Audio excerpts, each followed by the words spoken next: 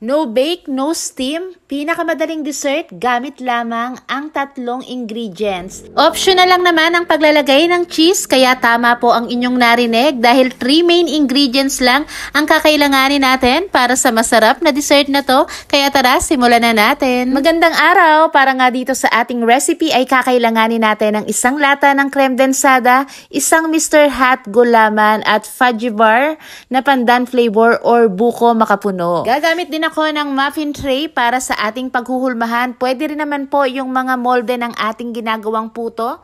Pwede po natin yung gamitin.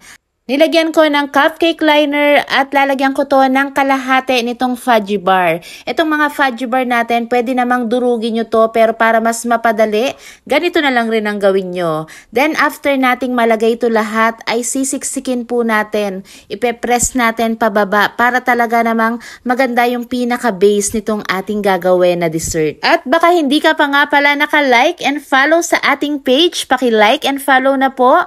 Pakipusuan na rin etong ating video. Salamat! So dito, hindi lang tayo gagamit ng muffin tray dahil gagamit din tayo rito ng tub.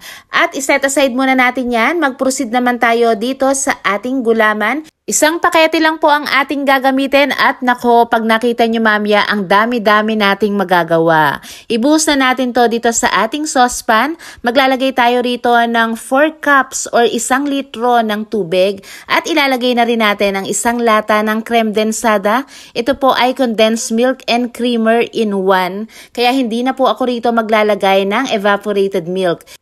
Haluin nating mabuti, then tikman nyo ng konti. Kung natatabangan pa kayo, mag-add kayo ng sugar. Ako, nag-add pa ako ng 1/4 cup ng sugar, then isasalang na natin to sa apoy. So ito, pag malapit ng kumulo, pwede na nating i-off yung apoy. Hindi na natin kailangang antayin na yung kulong-kulo talaga. At agad-agad ay ibubuhos na natin dito sa ating mga fudgy bar. Bali dito nga sa ating recipe ay nakagamit ako ng 1 lata ng 410 ml ng creme densada, 1 pakete ng Mr. Hot gulaman, 10 pirasong fudgy bar at 1/4 cup ng sugar. O diba, akalain mo ganito kadami yung magagawa mo. At higit sa lahat, hindi ito mabigat sa budget dahil affordable ang mga ingredients at napakadali lang pong gawin. Pero sigurado naman ang lasa winner dahil magugustuhan to ng ating mga chikiting.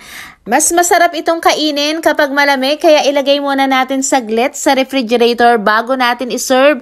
At kung nagustuhan mo itong ating recipe, pakilagay naman sa comment section I love gelatin dessert at lugar kung saan ka nanonood ngayon para alam natin kung saan ba nakakarating itong ating mga recipe.